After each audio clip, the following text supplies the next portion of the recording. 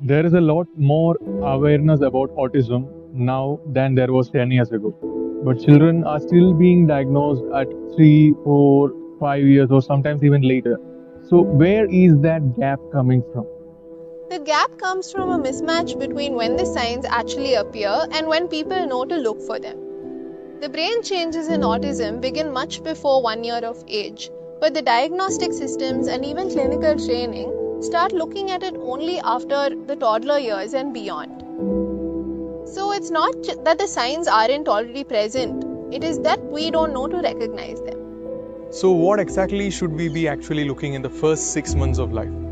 The most important early finding is a decline in socio-visual engagement.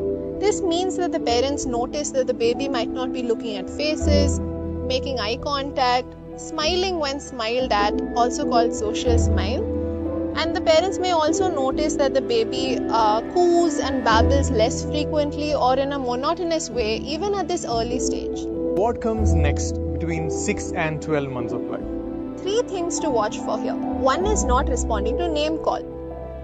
These children usually do not respond when called from across the room. Some parents might be alert to hearing deficits at this age, and that should be looked for.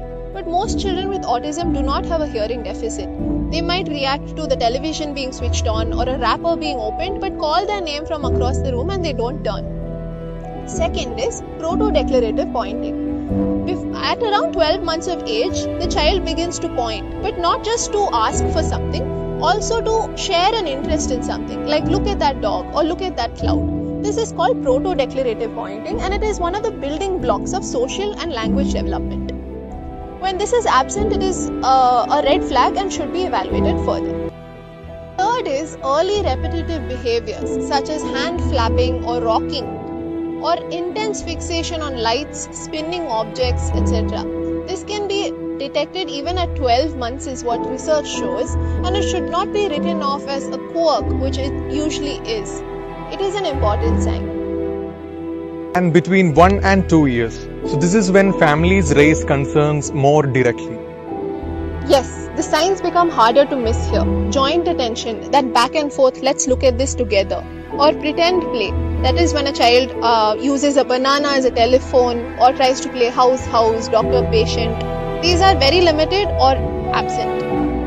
Another thing is sensory sensitivity. This can be hyposensitivity or hypersensitivity. In case of hypersensitivity, the child may cover their ears even in response to ordinary sounds, be bothered by bright lights. Or in hyposensitivity, they may seek sensory experiences like constantly rubbing certain materials or holding toys up to their face to examine it, smelling objects, etc. Insistence on sameness begins to crystallize. The child may have rigid routines and want certain rules to be followed, things to be done a certain way. This is not ordinary toddler stubbornness. It is usually disproportionate and hard to redirect. And then there's developmental regression, which should be regarded with special attention. In around 15 to 40% of children, the parents notice that the child is developing normally until about 15 to 24 years of age.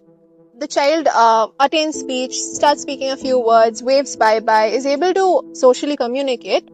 And however, the child starts to gradually decline and lose skills that were already acquired. This is a red flag sign and should be evaluated both neurologically and genetically. So that's a comprehensive picture of what actually we should look for. But the question that really comes in clinical practice is, does earlier identification can actually change anything? Families are often told to wait and see. It does change things significantly. The factors that most likely predict long-term outcome are 1, cognitive ability, higher cognitive ability, and 2, communicative speech before age 5. These are not fixed, they are trajectories. And the sooner we can identify a child who is lagging behind on those trajectories, the better we can correct them. Secondly, early intervention doesn't just change behavior, it changes brain activity. In the Early Start Denver model RCT, research found that in children with early intervention, the brain responded to social stimuli similar to those of neurotypical children.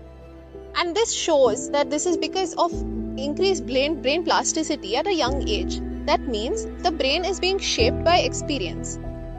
This window of heightened plasticity doesn't remain open indefinitely, though. Brain normalization finding is remarkable.